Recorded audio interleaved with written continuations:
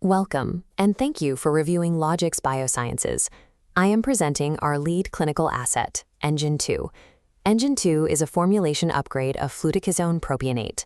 Fluticasone is a synthetic corticosteroid widely used to treat nasal inflammation. This data visualization highlights our commercial objective, the $29 billion respiratory steroid market. We are currently raising a $5.0 million priced round to advance this asset. Our cap table is exceptionally clean. Founders and insiders currently retain roughly 89% control of the company. This structural position is anchored by early institutional validation from the Mayo Clinic. This lean equity structure provides the leverage to execute a near-term M&A strategy with a big pharma partner from a position of strength, rather than operational desperation. To understand the market gap, we must look at the mechanical burden on the human airway, processing up to 15,000 liters of air daily. In chronic rhinitis, continuous antigen load triggers severe inflammation, turning the mucus blanket hyperviscous. This results in mucociliary stasis, a state where the natural clearance of the nose ceases.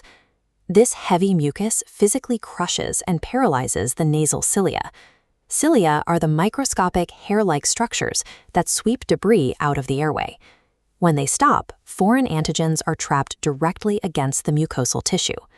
Standard intranasal corticosteroids successfully suppress inflammation, but lack a biophysical mechanism to clear these trapped antigens.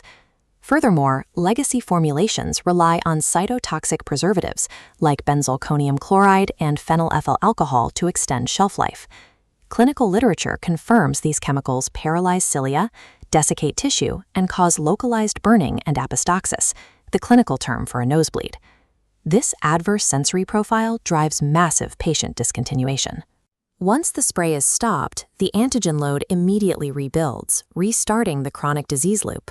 Engine 2 was designed specifically to break that cycle. We combine a reduced dose of fluticasone with our proprietary bioactive suspension vehicle, Lepto-242. Lepto-242 is naturally hyperosmolar.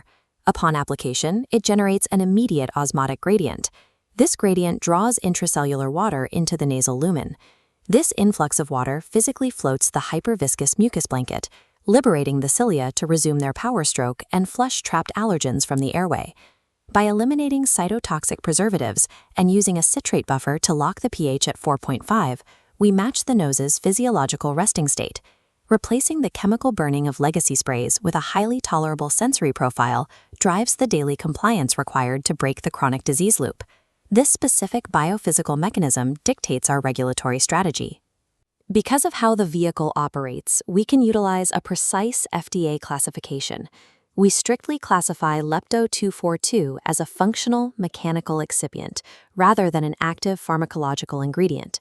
This mechanical classification explicitly bypasses the restrictive rules governing fixed-dose combination drugs, which usually require proving the independent contribution of each active component.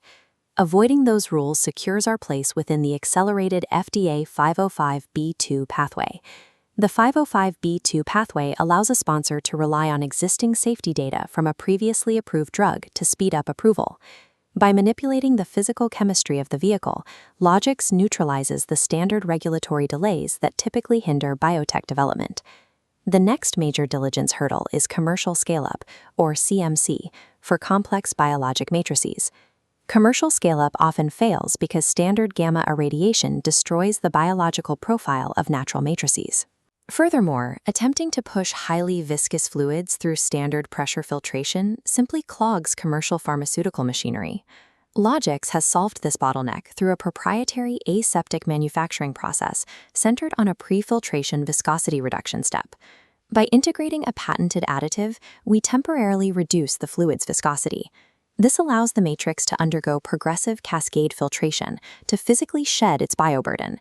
Bioburden is the quantity of viable microorganisms present on a product before sterilization. The fluid passes through standard 0.22 micron sterile filters without clogging machinery. This process achieves USP 61 and 62 compliance at less than 10 CFU per gram using standard equipment. CFU stands for colony-forming units, a standard metric used to estimate the number of viable bacterial or fungal cells in a sample. The topical safety of this matrix is secured by over a decade of peer-reviewed human data. This includes a 42-patient randomized controlled trial at the University of Washington, demonstrating 0 severe adverse events. This graph details the allocation of the $5 million raise. The first $1.5 million explicitly funds our IND bridge, covering the GLP toxicology study and clinical GMP batch. The remaining $3.5 million acts as a strategic multiplier to execute Phase 2 bridging trials entirely in-house. This funding strategy builds the internal capacity to reach Phase 2 milestones, ensuring we dictate the terms of future partnerships from a position of strength. Engine 2 is a direct lifecycle management acquisition target for major pharmaceutical companies. It provides Big Pharma a mechanism to transition their existing respiratory patients to a next-generation formulation and quickly renew their expiring patent exclusivity. This timeline charts our 2 liquidity windows. The first opens at IND clearance in roughly 6 months. The second window opens following the Phase 2 clinical data readout. Based on 505(2) precedents, clinical de-risking at these milestones aligns the asset with substantial upfront licensing multiples and downstream payouts. Engine 2 is mechanically de-risked. It is highly scalable and leveraged for high multiple exits. We invite you to review our scientific blueprint and regulatory filings within our secure data room, and we look forward to discussing how your fund can lead